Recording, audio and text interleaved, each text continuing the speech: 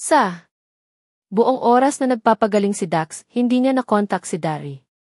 Natuwa si Daryl na tinawag siya nito, kaya mabilis niyang kinuha ang tawag.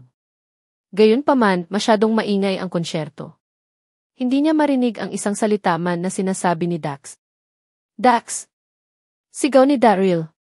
Nang tatapusin na niya ang tawag upang magpadala ng mensahe kay Dax, inagaw ni Evelyn ang kanyang telepono at itinapon ito sa sahig. Maaari ka bang maging nakakainis? Narito kami upang manood ng isang konsyerto at tumatawag ka? Hindi ba ikaw may asal ba? Unggol ni Evelyn. Ano ang ginagawa mong ETA? Kinuha ni Daryl ang kanyang telepono at nakita na ang screen ay nabasag. Ano ang problema mo? Hindi ba ako makatawag? Hindi mo kaya. Malapit ka sa akin, kaya kung makipag-usap ka, hindi ko siya naririnig na kumakanta. Sagot ni Evelyn. Kapag natapos na ni Angela ang kanyang kanta, hinawakan niya ang kanyang mikropono at ngumiti. Gusto kong pasalamatan kayong lahat sa pag-awit sa akin. Ang konsyerto na ito ay nangangahulugang marami sa akin, at maaalala ito ni A sa buong buhay ko. Salamat sa iyo para sa lahat ng suportang ibinigay mo sa akin. Ang karamihan ng tao ay tahimik habang pinapayagan silang magsalita. Nagpatuloy si Angela, naghanda ako ng isang espesyal na sorpresa ngayong araw upang ibalik sa inyong lahat. Mayroong papel at panulat sa iyong mga upuan. Isulat ang iyong mga nais, tiklop ang mga ito sa isang eroplanong papel at itapon sa akin. Sino mang pipiliin ko, susubukan kong tuparin ang kanilang mga hinahangad. Ang karamihan ng tao ay mabilis na nag-agawan sa ilalim ng kanilang mga upuan, hinahanap ang panulat at papel. Kahit na ang posibilidad na kunin ni Angela ang kanilang mga eroplano sa papel ay manipis lamang, wala pa rin silang nasasabi. Isang karangalan na mapili ka ni Angela Angel. Nakita ni Daryl na si Evelyn ay abala sa pagsulat ng kanyang mga hiniling. Pinuno niya ang buong papel na parang nagsusulat ng isang mahabang sanaysay. Hubby, bakit hindi ka rin sumulat ng isa? Hinimok ni Lily si Daryl. Sige, umiling siya. Ang kanyang pinakamalaking hangarin ngayon ay upang gumaling si Yvonne. Gayunpaman, walang sinuman ang maaaring tuparin ang kanyang hiling. Saglit siyang nag-isip bago siya tumingin kay Evelyn at ngumiti ng pisngi. Inisip niya kung paano siya sinipa ni Evelyn at sinundot ng hikaw. Dali niyang isinulat ang kanyang nais sa papel at itinupi ito sa isang eroplanong papel. Makalipas ang ilang minuto, sinabi ni Angela, handa ka na ba? Ako, did count sa 3, at pagkatapos ay itapon ang iyong mga eroplano papel, okay. Ang numero ng iyong upuan ay nakasulat sa papel. Sino mang mapili, babasahin ko ang numero ng upuan. Ang kamera ay pagkatapos ay magpan patungo sa maswerteng tao. Ikaw got ito. Okay. Ngumiti si Angela. Bibilangin ako hanggang 3, pagkatapos ay ibato sa akin ang iyong mga eroplanong papel, ok. Okay. Ang saya ng karamihan. 1. Eli. 2. 3. Hindi mabilang na mga eroplano ng papel ang lumipad sa hangin na ginagawang isang tanawin na makita. Ito ay tulad ng hindi mabilang na mga bituin sa pagbaril. Maraming mga eroplanong papel ang bahagyang umabot sa entablado, ngunit isa lamang ang lumipad sa isang perpektong tuwid na linya at direktang dumapo sa dibdib ni Angela na nahuli niya. Napanganga ang karamihan. Sino kaya ang swerte? Tumingin sila ng may pag-asa habang binubukad ni Angela ang papel na eroplano. Babasahin ko ang nais sa papel na ito. Nakangiting sinabi ni Angela, ang taong maswerteng ito ay nagsulat. Mahal na Angela, dinala ko ang aking anak dito ngayon. Nakaupo siya sa tabi ko sa kanan. 5 taon na ang nakalilipas, ang aking anak na babae ay nagkasakit at naging pipi. Mahal na mahal ka niya kaya dinala ko siya rito. Ang hiling ko ay yakapin mo ang aking anak na babae. Ipapakita na ngayon ng kamera ang maswerteng tao sa screen. Tingnan natin kung sino ang taong ito. Ang mapalad na tao ay nakaupo sa row 3, 112. Ang kamera ay nakapan sa kinaupuan na binanggit ni Angela. Ito si Daryl. Natigilan si Lily habang naiisip kailan nagkaroon ng anak na babae si Daryl. At isang pipi din? Angal ng tao. Marami ang nakakaalam na si Daryl ay isang manugang, ngunit hindi nila kailanman narinig na nagkakaroon siya ng anak na babae. Ngumiti si Angela. Mangyaring ipakita sa amin ang kanyang anak na nakaupo sa kanan. Nagpan ang kamera kay Evelyn. Daryl. Ikaw. Si Evelyn ay matingkad. Sa wakas ay napagtanto niya na nais ni Daryl na mapahiya siya. Mabilis na itinaas ni Daryl ang kanyang kamay at sinabayan ang ilikis. Nut ako point na hindi siya makapagsalita. Ang aking mabuting anak na babae, tumawa siya. This key starred. Sumpa ni Evelyn sa sarili. Kaya siya ay napahiya at galit na galit, ngunit hindi siya maaaring magsalita. Dalhin natin ang ama-anak na ito doon sa entablado. Ang tatay mukhang sobrang bata. Tanggapin natin sila. Inanunsyo ni Angela. Sinubukan ni Daryl na pigilan ang tawa ng sinabi niya. Evelyn, ang aking kaibig-ibig na anak, inanyayahan ka ng iyong idolo sa entablado. Galit na galit si Evelyn, gusto niyang patayin si Daryl. Gayunpaman, wala siyang magawa dahil ito ang konsyerto ng kanyang paboritong idolo, kaya't iningatan niya ang lahat. Pagmamasid sa kanya na galit, ngunit hindi makapagsalita, si Daryl ay natuwa. Sa wakas ay makakakuha siya ng bayad para sa lahat ng mga ginawa sa kanya ni Evelyn. Sina Lily at Cersei ay nagtatawanan sa libangan. Ang dalawang karibal na ito ay talagang hindi maaaring tumigil. Nang umakyat sila sa entablado, si Evelyn ang sentro ng pansin. Napatingin sila sa kanya, tapos tumingin sila kay Daryl, natigilan. Paano magkakaroon ang isang binata na tulad ni Daryl, anak na matanda? Ito ba ay isang uri ng biro? Naisip ng lahat. Napakabata mong maging isang ama. Ilang taon na ang ikaw? Mausisa na tanong ni Angela. Maagang nag-asawa, nagsinungaling si Daryl. Mukha ka talagang bata. Hindi ka mukhang tatay at anak, mas katulad ng magkakapatid, sabi ni Angela. Masyadong bata, may sumigaw sa madla. Ang gwapo rin niya. Gayunpaman, ang ilan sa mga tao sa madla ay kinilala si Daryl. Hindi ba't ang manugang na iyon? Kailan pa siya nagkaroon ng anak na babae? Sigaw ng karamihan. Hindi marinig ni Angela ang mga sigaw sa tagay ng ang daming tao, habang nakayakap kay Evelyn. Blanko ang isip ni Evelyn habang yakap siya ng kanyang idolo. Biglang hindi na siya ganun kagalit, ngunit sobrang saya. Tumingin si Angela kay Evelyn at sinabing, "Girl, nakikita ko. Mahal ka talaga ng tatay mo. Ang hiling niya ay tungkol sa iyo. Bakit hindi mo rin siya yakapin?" Ano? Gusto mo yakapin ko ang Ashley na ito? Napaisip si Evelyn. Nanginginig siya sa paglaban. Gayunpaman, siya ay nasa harap ng isang napakalaking karamihan ng tao. Kung hindi niya niyakap si Daryl, ang kanyang idolo ay mabibigo at ito ay magiging sobrang awkward. Kinagat ni Evelyn ang labi habang mabilis na niyakap si Daryl saka umalis ang. Naaliw si Daryl na napilitan si Evelyn na yakapin siya. Ang aking mabuting anak, ang iyong hiling ay natupad. Tayo na, paghimok ni Daryl.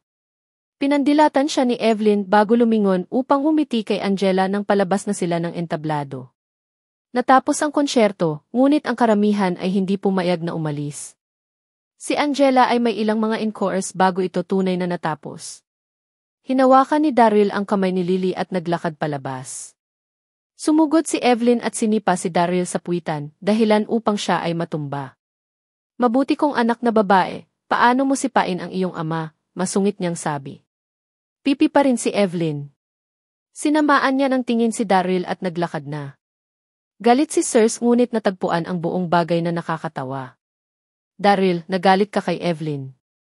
I'll go console her, anito bago niya hinabol si Evelyn. Niyakap ni Lily ang braso ni Daryl at nagreklamo, si hubby, babae lang si Evelyn. Paano mo siya mabuli? Bully her. Naisip ni Daryl. Mapait na umiti si Daryl, ako ang binubuli. Hindi mo nakita kung paano sinundot ng hikaw niya ang aking kulot o kung paano niya nawasak ang aking telepono. Tumawa si Lily habang nakasandal ang ulo sa balikat ni Daryl na. Mahal, may sasabihin ako sa iyo, mahinang sabi ni Daryl. Ano ito? Huminga ng malalim si Daryl. Si Yvonne ay nasugatan habang sinusubukang iligtas ako. Nagpakasal kami.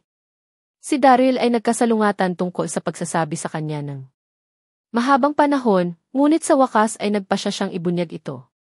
Nanginginig si Lily nang mawala ang ngiti sa mukha niya. Tuluyan siyang natigilan. Nagpanik si Daryl. Sinubukan ni Yvonne na iligtas ako. Ang kanyang kakanyahan ay natanggap at mayroon lamang siyang natitirang oras na natitira upang mabuhay. Hindi ko gusto sa kanya upang magkaroon ng anumang mga regrets, kaya kung ayaw mong marinig ito. Basang-basa ang mga mata ni Lily. Nakita niya na may nararamdaman sina Daryl at Yvonne sa bawat isa. Isang saksak sa kanyang puso na ikinasal sila. At gusto kong mag-isa. Tumakbo si Lily. Naisip ni Daryl na habulin siya nang tumunog ang kanyang telepono. Sa pamamagitan ng kanyang basag na screen, nakikita niya iyon. Ito ay mula kay Dax. Mabilis siyang dumampot. Daryl. Halika sa Sanders Mansion. Mabilis? Nag-aalalang sabi ni Dax. Nagulat si Daryl sa takot, ano ang nangyari? Umiling si Dax.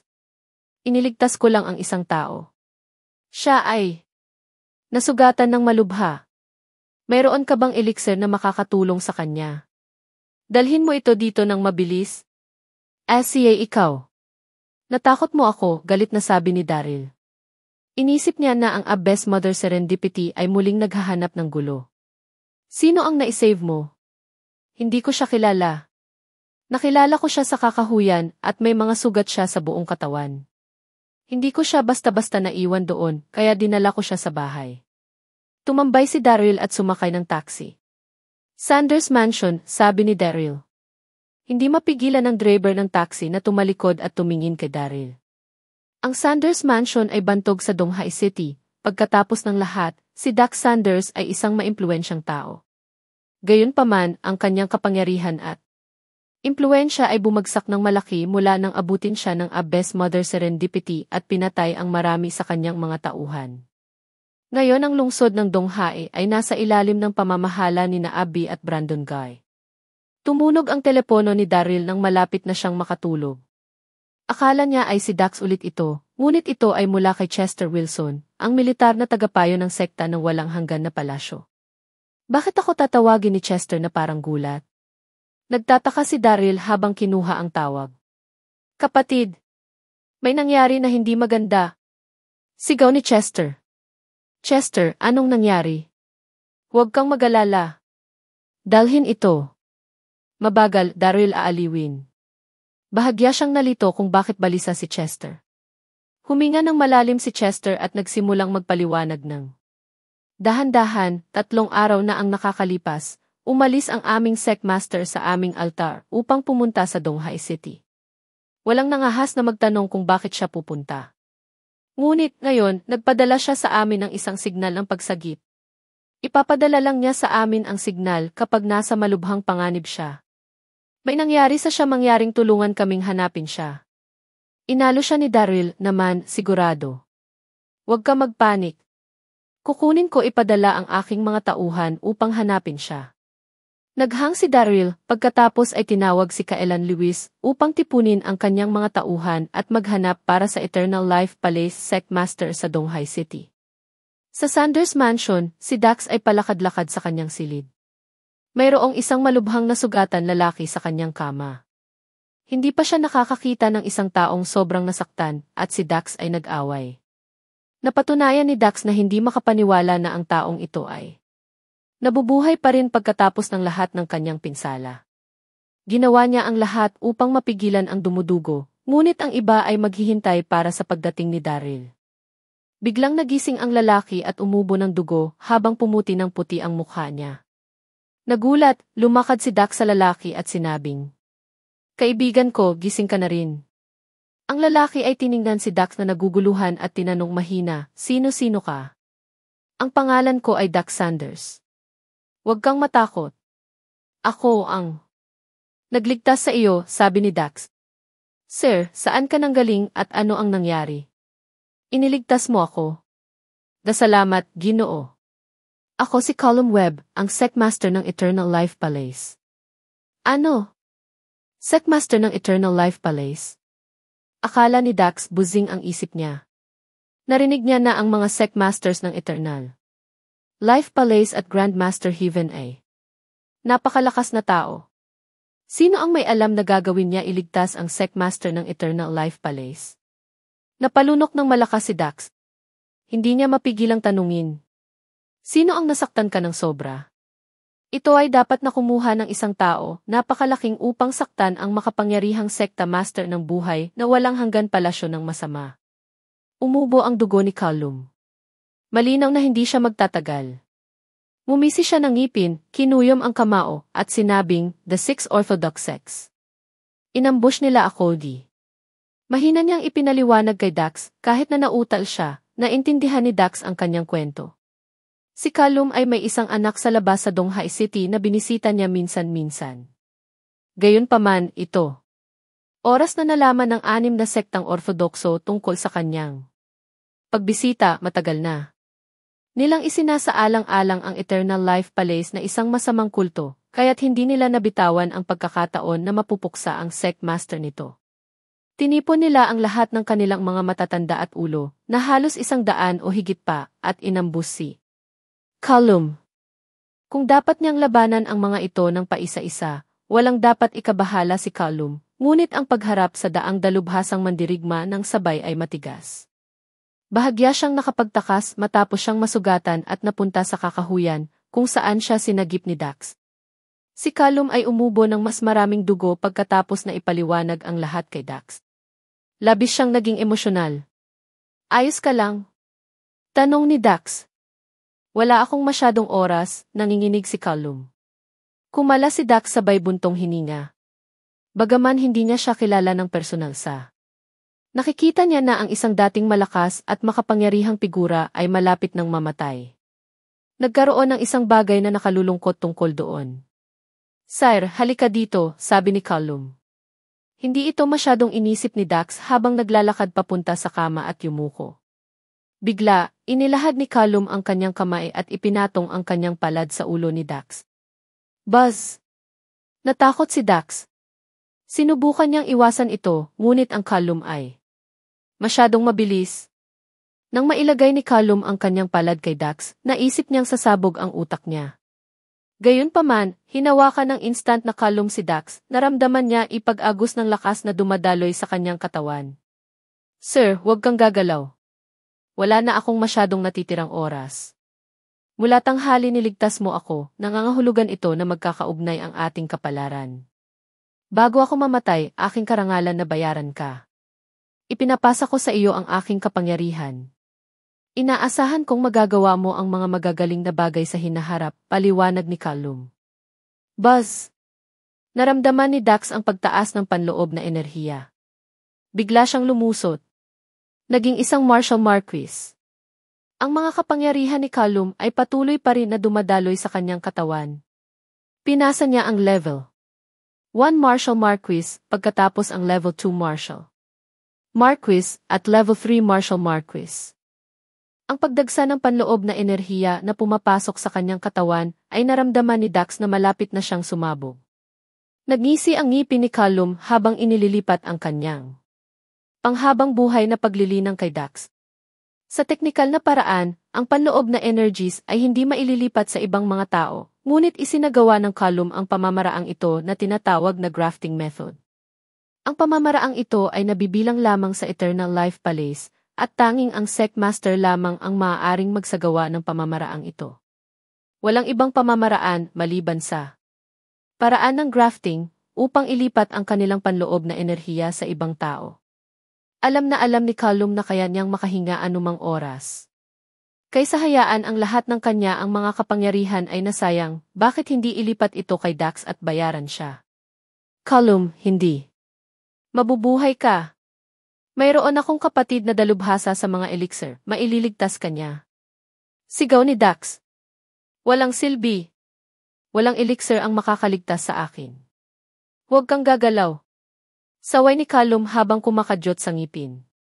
Ang malalakas na alon ng panloob na enerhiya ay patuloy na umakyat sa pamamagitan ng katawan ni Dax. Naramdaman niya na ang kanyang meridian ay nabinyagan ng dalisay na panloob na enerhiya. Umakyat ang kanyang mga ranggo. Level 4 Martial Marquis. Antas 5 Martial Marquis. Level 1 Martial Saint. Nakakakilabot ito.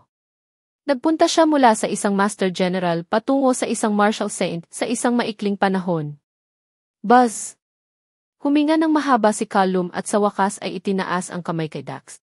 Siya ay nasugatan na ng malubha, ngunit pagkatapos ilipat ang kanyang buong panloob na enerhiya sa Dax, siya ay napakapayat na tila siya ay may edad na 10 taon. Para siyang isang lalaki sa pagtatapos ng kanyang buhay. Tumingin sa kanya si Callum at mahinang sinabi, "Medyo walang pinagsama ang iyong ranggo, kaya maaabot mo lang sa level 1 na Marshal Saint. Mayroon pa ring isang bahagi ng panloob na enerhiya na hindi mo pa mahihigop. Gayunpaman kung ano ang hindi mo hinigop ay lalabas ng dahan-dahan mula sa iyong larangan ng enerhiya. Sa oras ng 1 taon, ang iyong pagpapabuti sa paglilinang ay magiging 10 beses na higit pa sa isang ordinaryong nagtatanim. Kung ikaw ay may talento, sa 1 taon, maaari kang maging isang marshal." Emperor! Nagulat si Dax at sobrang saya. Labis siyang nag-aalala habang nakikita niya na si Callum ay halos sa pagtatapos ng kanyang buhay. Pilit nang umiti si Callum. "Inilibot ko ang daigdig sa buong buhay ko. Wala akong pinagsisisihan ngayon, alam na ang aking kapangyarihan ay hindi masasayang bago ako mamatay. Walang pagsisisi." Haha! Bagaman mahina siyang tunog, nagmamalaki siyang nagsalita. Tumingin sa kanya si Dax sa sakit. "Ano ang iba pang mga hiling na natitira sa iyo? Kung may maitutulong ako, gagawin ko." Pinangisda ni Callum ang isang lila jade token at isang liham. Inabot niya ito kay Dax at sinabing, "Tandaan, ito na ang aking token, ang simbolo ng Eternal Life Palace Sectmaster. Kasama ang liham na ito, ang aking kalooban, ibalik mo ito sa altar ng Eternal Life Palace at ibigay ito kay advisor ng militar na si Chester Wilson." Ang mga mata ni Callum ay dahan-dahang nakapikit habang pinipilit niyang buksan ito. "Tandaan, kailangan mong ibigay. Ibigay mo sa Chester. Sabihin mo sa kanya na kahit na ang Eternal Life Palace ay isinasaalang-alang ng marami bilang isang masamang kulto, kung may giyera isang araw sa pagitan ng New World at World Universe, huwag maging traitor. Dapat hindi maging New World snitch." Iningatan ni Dax ang token at liham. Tumango siya at tiniyak ni Callum, "Huwag kang mag-alala. Ibibigay ko sa kanya." Tumango si Callum at dahan-dahang pumikit. Sumakit ang puso ni Dax. Thud! Lumuhod siya at yumuko kay Callum ng 3 beses. Bagaman wala siyang relasyon sa master-disipulo kay Callum, inilipat ni Callum ang lahat ng kanyang panloob na enerhiya. Para doon, siya ay walang hanggan nagpapasalamat. Ang huling mga salita ni Callum tungkol sa kung sumiklab ang giyera upang hindi maging snitch ay sinabing may kumpiyansa at positibo. Kahit papaano ay nasobrahan si Dax nang magsimulang tumulo ang luha sa kanyang mukha. Samantala, sa wakas ay naabot na ni Daryl ang Sanders Mansion. Pagkababa niya mula sa taxi, mabilis siyang pumasok sa bulwagan at sumigaw, "Dax! Dax!" Sumugod siya sa itaas, itinulak ang pagbukas ng pinto at natigilan sa nakita. Isang lalaki ay nakahiga sa kama ng walang anumang tanda ng buhay habang si Dax ay nasa tabi niya, namumula ang mga mata. "Damn, huli na ako," naisip ni Daryl. Ang lalaki ay pumanaw na. Naisip ni Daryl sa kanyang sarili, "Teka, sinabi ni Dax na ang taong kanyang sinagip ay isang hindi kilalang tao. Bakit siya nalulungkot?" Lumakad siya at tinanong, "Ano ang nangyari?" Kumala si Dax sabay buntong hininga. "Iniwan kami ng isang maalamat na bayani." Gayunpaman, ang mga nagtutuwid sa sarili, walang kabuluhan na ashless ay nabubuhay pa rin. Namula ang mata niya. Bahagyang nalito si Daryl. Mapait na umiti si Dax. "Daryl, hulaan mo kung sino ang taong ito." "Sino?" tanong ni Daryl. Huminga ng malalim si Dax bago niya binigkas ang kanyang mga salita, "The Sectmaster of Eternal Life Palace, Callum Webb." "Ano? Siya ang Sectmaster ng Eternal Life Palace?" Napaisip si Daryl habang bumubulusok sa kanyang isipan ang gulat. Tumawag lamang si Chester upang sabihin na ang Sectmaster ay maaaring nasa panganib sa Donghai City. Nahirapang Paniwalaan ni Daryl dahil ang Secmaster ay lubos na may kasanayan. Wala talagang makakasakit sa kanya. Talagang hindi niya ito inaasahan. Natauhan si Daryl. Bigla niyang naramdaman ang isang malakas na aura na nagmula kay Dax. Pinagtripan niya.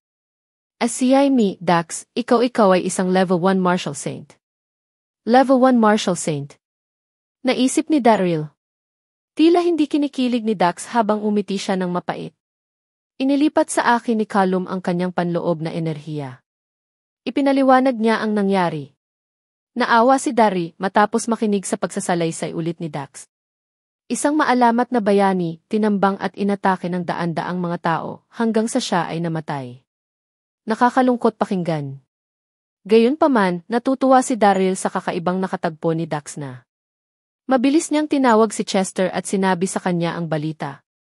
Matapos marinig na pumanaw na ang Secmaster, natahimik sandali si Chester. Hindi na napigilan ang kalungkutan, humagulhol siya, Daryl, mangyaring kunin kay Dax ang sulat sa akin. Ako. Nais na malaman kung ano siya ay nagsulat. Naghihintay ako sa kanya sa altar ng Eternal Life Palace. Naman, Chester. Huwag kang umiyak, pag-aliw ni Daryl, may pagkaasar din. Sumama ka kay Dax. May nahuli akong babae para sa'yo. Ikaw ay nasasabik, sabi ni Chester bilang siya wipe ang kanyang mga luha. Ano? Nahuli niya ang isang babae para sa akin. Naisip ni Daryl na tigilan. Chester, sino ang nakunan mo? Usisa niyang tanong. Huminga si Chester, bro, huwag kang magtanong ng maraming tanong. Malalaman mo kapag nakita mo siya. Dali-dali naghihintay ako sa iyo sa Eternal Life Island. Tapos naghang siya. Umiling si Daryl at tumingin kay Dax. Nag-pack up sila at nagtungo sa Eternal Life Island. Tanghali na ng sumunod na araw at maganda ang panahon. Ang tubig ng Donghai ay kalmado at payapa. Hindi kalayuan sa dagat ay maraming mga mangingisda na abala sa pagtatrabaho. Noong isang linggo, tinanggal ng Elysium Gate ang kasamaan na sektang ng baybayin. Ang mga mangingisda ay labis na nagpapasalamat, ang bawat barko ay may bandila ng siyam na Dragon's Justice na kumakaway ng mayabang. Kabilang sa maraming mga barko sa dagat, ang isang partikular na barko ay tumayo. Mayroon itong pulang layag at mas malaki kaysa sa iba pang mga barko ng mga mangingisda. Sina Daryl at Dax ay magkatawang balikat sa kubyerta ng barko, nakatingin sa tanawin. Gayunpaman, sila ay lubos na sulem. Sa likuran nila ay isang kabaong na nakuha ni Dax na itayo ng kanyang mga tauhan. Sa kabaong inilatag ang column web. Ang Eternal Life Island ay 1,000 kilometro ang layo. Mula sa Donghai City, kaya kailangan nilang gumamit ng kabaong upang mapangalagaan ang bangka sa napakatagal na paglalakbay. Ang buong paglalakbay ay makinis at ang dagat ay kalmado. Pagkaraan ng 1 o 2 sa tubig, sa wakas ay nakita nila ang isang nakamamanghang isla sa gitna ng dagat, ang Eternal Life Island.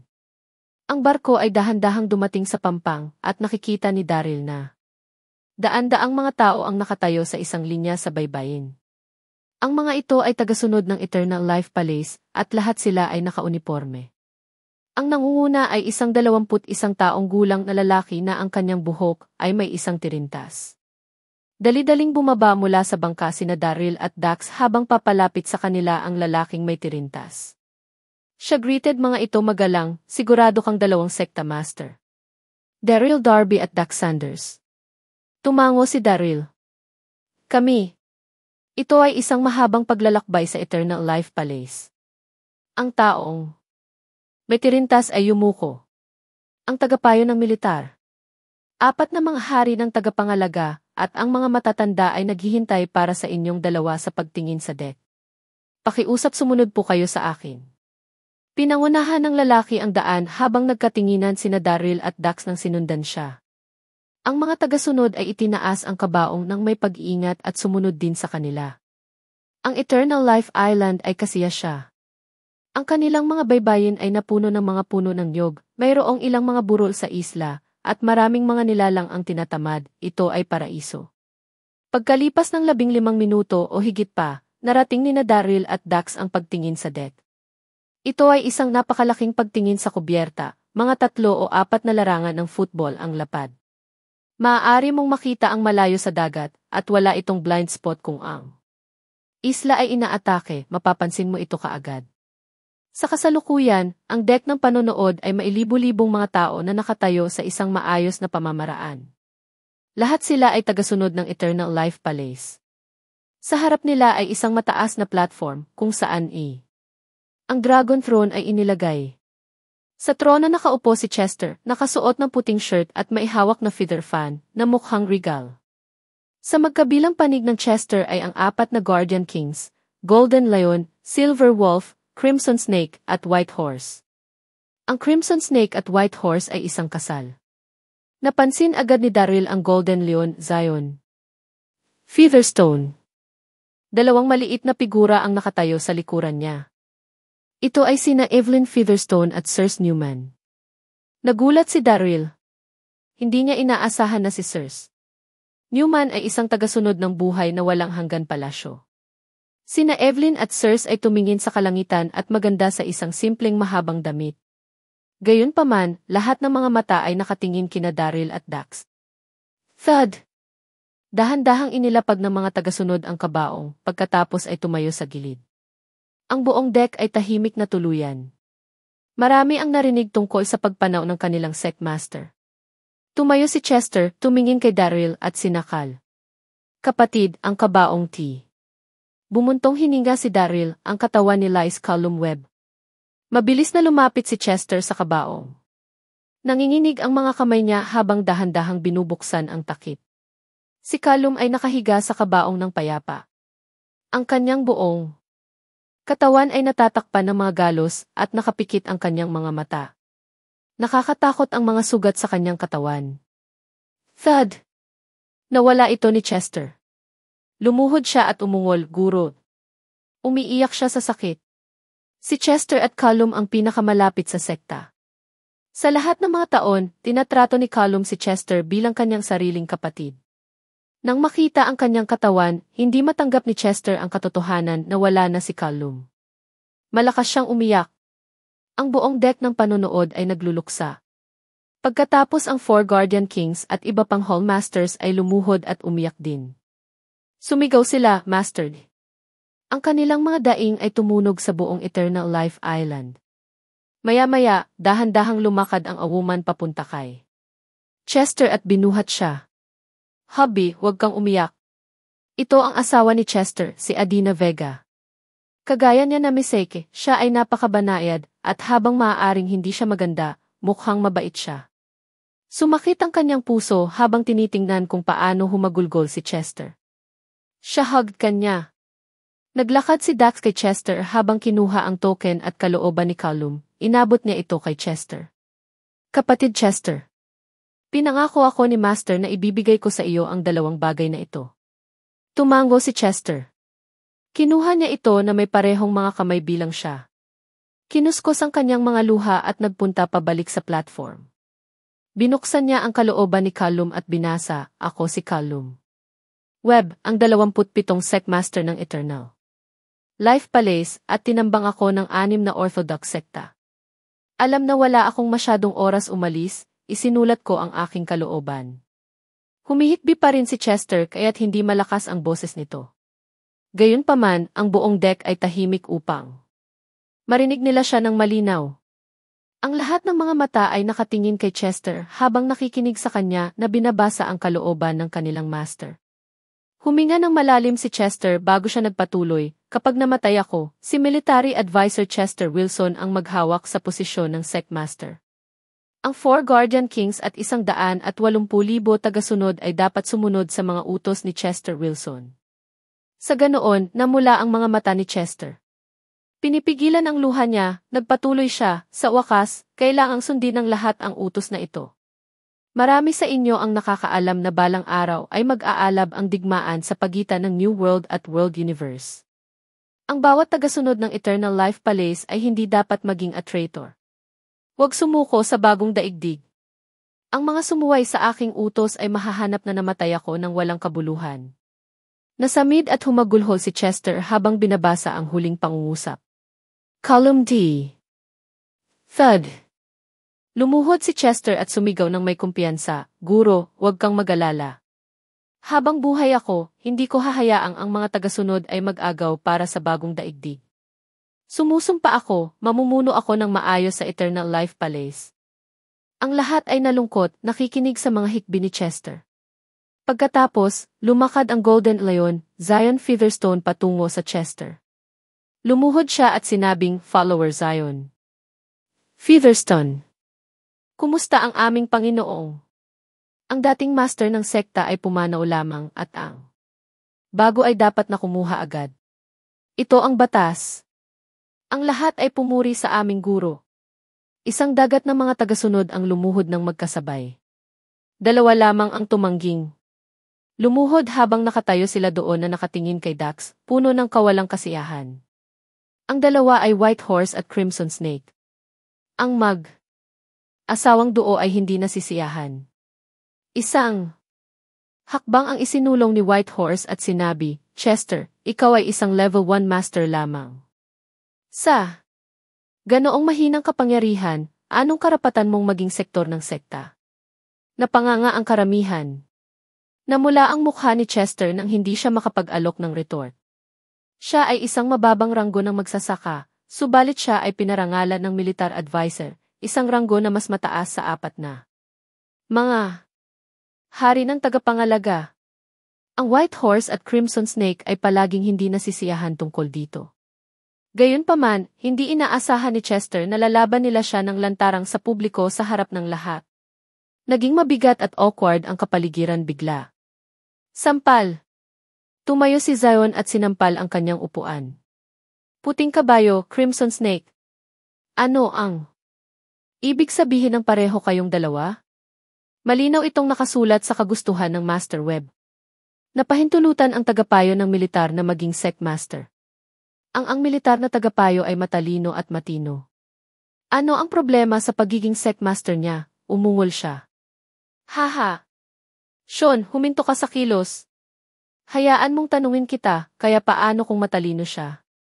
Mahina ang kanyang kapangyarihan. Ano ang karapatan niya upang maging sect master?" "Hindi ako sang-ayon sa pagiging sect master namin." Malamig na tumawa si Crimson Snake. Sinilip ng Crimson Snake si Chester.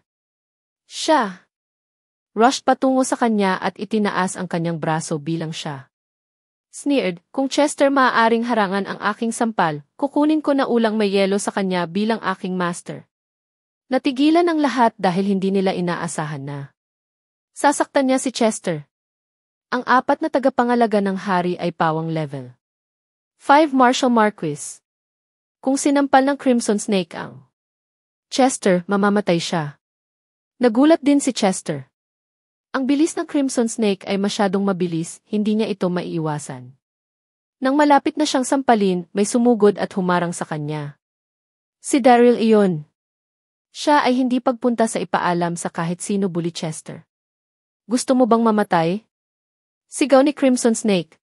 Siya ay galit na ang isang tao ay harangan ang kanyang galaw, kaya siya ay i-redirect sa kanyang sampal patungo Daryl. Walang takot si Daryl. Ginamit niya ang kanyang larangan sa enerhiya at itinaas ang kanyang mga kamay upang salubungin ang sampal nito. Sampal! Nagtagpo ang kanilang dalawang palad at naramdaman ni Daryl ang isang malaking puwersa na malampasan siya. Napilitan siyang umatras ng ilang hakbang pabalik habang dumura ang dugo. Ang Crimson Snake ang nasa itaas. Pagkatapos ng lahat, tiyak na mawawala ng kaunti si Daryl kapag nakikipaglaban sa isang level 5 Martial Marquis. "Daryl!" Sigaw ni Dax. Nagalit. Siya nang tamaan si Daryl. Sumugod siya at sinampal ang mukha ng Crimson Snake sa mukha. Sampal! Ginamit ni Dax ang kanyang buong puwersa, na nagpadala sa Crimson Snake na lumilipad 20 metro ang layo at nagdulot sa kanya ng nag-ubo ng dugo. Hindi alintana ni Dax kung ito ay aman o babae, walang pwedeng bulliin si Daryl. Matapos siyang tamaan, nagalit pa rin si Dax, kaya lumakad ito patungo sa White Horse at sinampal din siya. Hindi nakabantay ang White Horse. Gusto niya harangan ang sampal, ngunit ang pakikipaglaban laban sa isang level 1 na Martial Saint ay walang kabuluhan. Sampal!